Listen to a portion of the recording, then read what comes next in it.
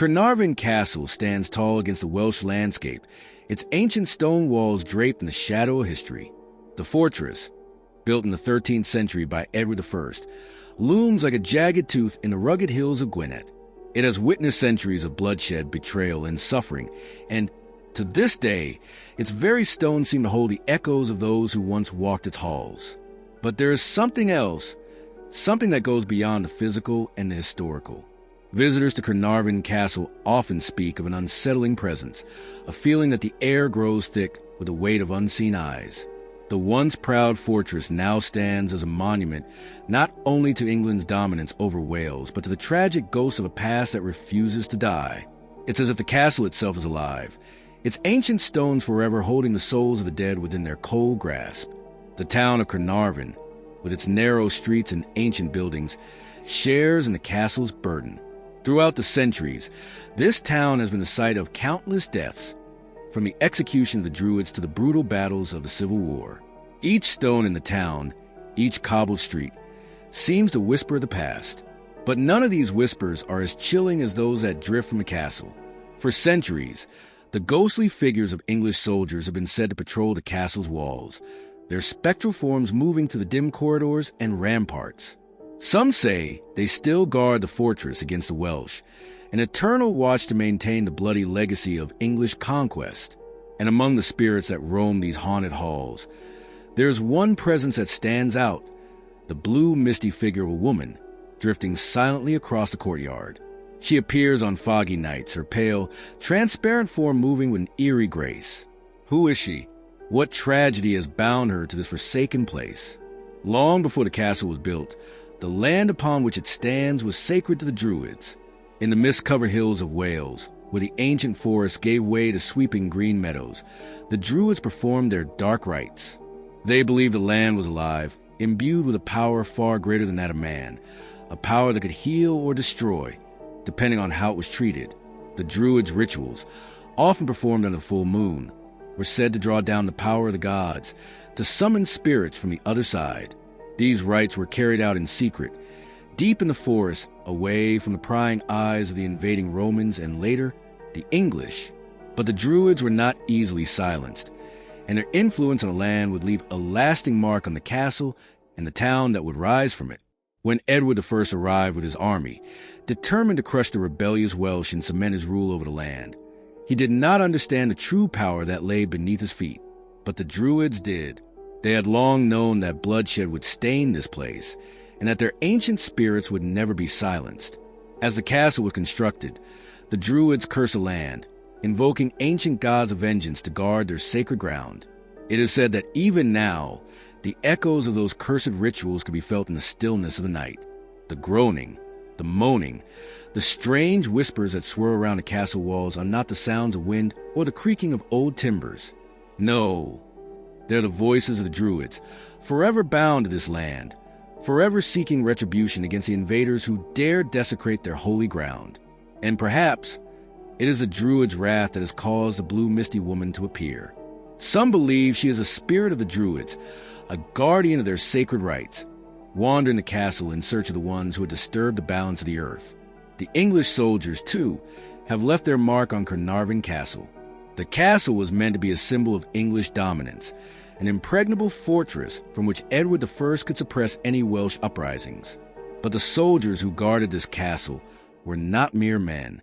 Over the centuries, they have become legends, spectral figures that roam the battlements, always on guard, never resting, forever bound to the castle they once defended. The soldiers' presence is felt most keenly in the cold night air, when the wind howls through the empty corridors. Visitors walking through the castle's grand halls and narrow passageways often report hearing the sounds of boots scraping across the stone floor, faint murmurs of voices carried on the wind.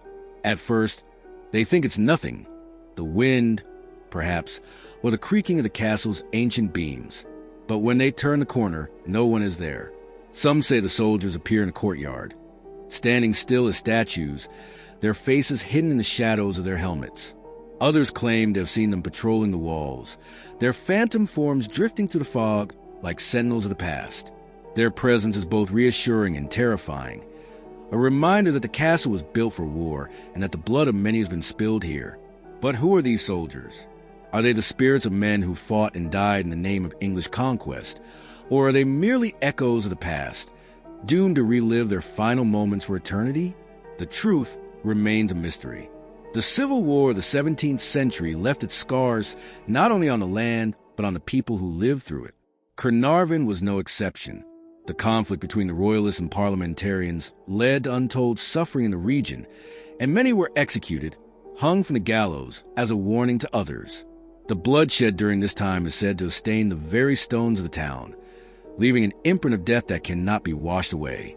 One of the most tragic figures from this period is the story of a young soldier, a royalist, who was captured by parliamentarian forces and executed in the square just outside the castle walls. His death was brutal, his final screams echoing to the streets of Caernarfon as he was dragged to the gallows. Since that day, it is said his spirit has never left the castle.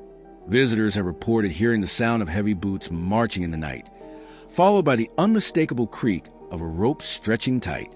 Some have even seen a dark figure hanging in the air, slowly swaying in the breeze, a reminder of the brutal past that lingers in the town. Whether it is a ghost of the young soldier or something darker, one thing is certain: the echoes of the Civil War are far from forgotten. The town of Caernarfon has also witnessed the ravages of pestilence and plague. During the Middle Ages, the Black Death swept through Europe, killing millions and leaving behind a trail of suffering and despair. Caernarfon was not immune to this plague, and the town's people were among those who perished in its wake. The streets of Caernarfon, once bustling with life, became silent as the plague took hold. The dead were buried in mass graves outside the town, and the sick were left to die in isolation. It is said that even today, the spirits of those who succumbed to the plague wander the town and the castle, their faces contorted in the agony of their final moments. On particularly cold nights, when the fog rolls in thick from the sea, some claim to hear the sound of coughing, a low, guttural rasp that echoes through the empty streets. Others have seen figures draped in tattered clothing, their faces obscured by the mists, moving slowly through the shadows. These are the lost souls of Caernarfon, forever trapped between life and death. Caernarfon Castle, with its dark past and haunted present, stands as a reminder of the price of power, of conquest, and of the forgotten lives lost to history. But still, it stands, a silent witness to all that has come before. The ghosts of the past continue to roam its walls, the soldiers who once guarded its gates still standing watch, and the spirits of the dead still wandering through the mists. And as long as the castle remains, the stories will continue. Stories of women in the mist, of soldiers who never leave, of the souls lost to history, forever bound to this place. The town of Caernarfon, with its ancient walls and haunted streets, will forever carry the weight of its past, and the ghosts that still walk among the living. For those brave enough to visit, Caernarfon offers a glimpse into a past that refuses to die. But beware, for some things are better left undisturbed. In the quiet of the night, when the mists roll in and the shadows grow long, the ghosts of Caernarfon Castle may just reveal themselves once more,